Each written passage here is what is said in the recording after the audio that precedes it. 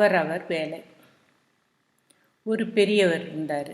அவருக்கு ஒரு கால், வலது கால் முட்டிக்கு கீழே இல்லை. ஒரு சின்ன பிள்ளையா இருக்கும்போது ஒரு சந்தர்ப்பத்தில் அந்த கால் ஆக்சிடெண்ட்டில் கால் கீழே போயிடுச்சு.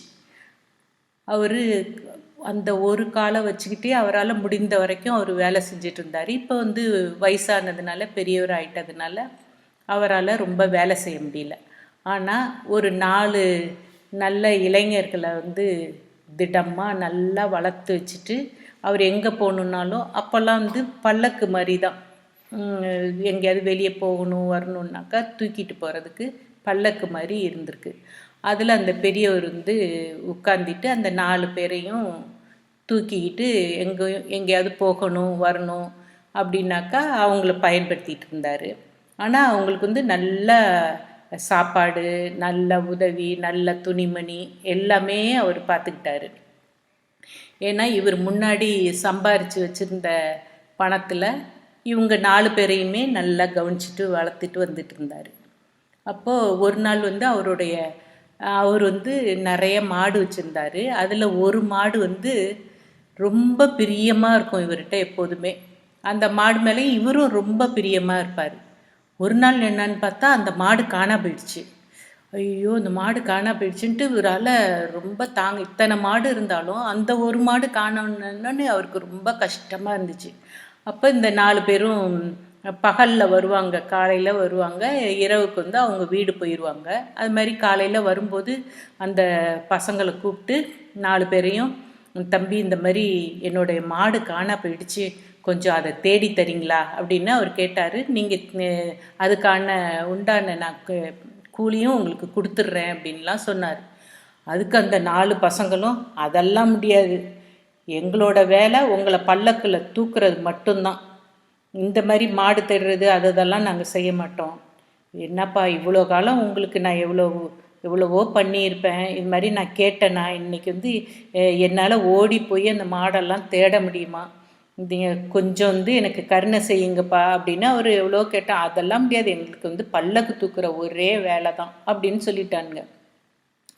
சரின்னு என்ன பண்ணார், இவர் போய் உடையை ஊற்றிக்கிட்டு சரி இப்போ நீங்கள் என்னுடைய பல்லக்கை ரெடி பண்ணுங்க, நான் வெளியே போகணும் அப்படின்ட்டார்.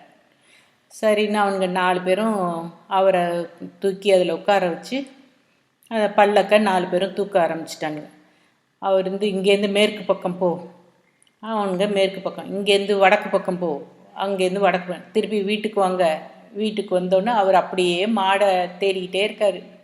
அப்புறம் இப்போ தெற்கு பக்கம் போங்க அப்படிங்கிறாரு. அதுக்குள்ளே அவங்களுக்கு அப்படியே ரொம்ப களைப்பாகி பசியெல்லாம் வந்துருச்சு.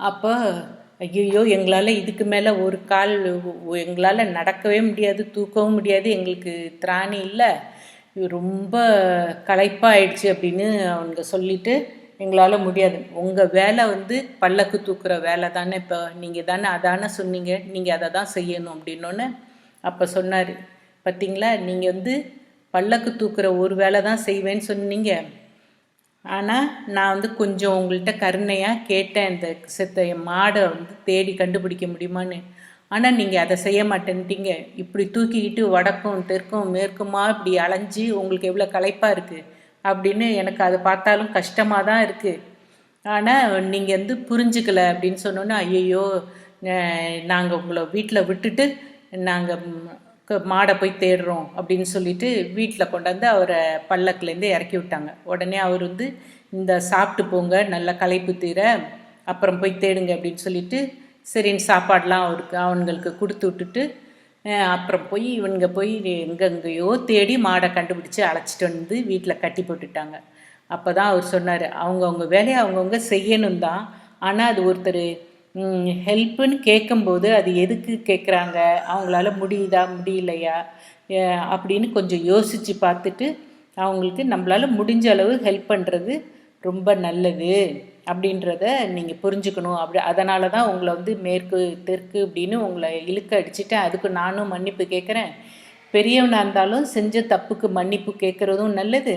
நீங்கள் ஒருத்தருக்கு ஹெல்ப் பண்ணணுன்னா கூடிய மட்டும் நம்மளால் முடியுதான்னு பார்த்து மற்றவங்களுக்கு உதவி செய்கிறதும் நல்லது அப்படின்னு சொல்லி இந்த கதை முடியுது.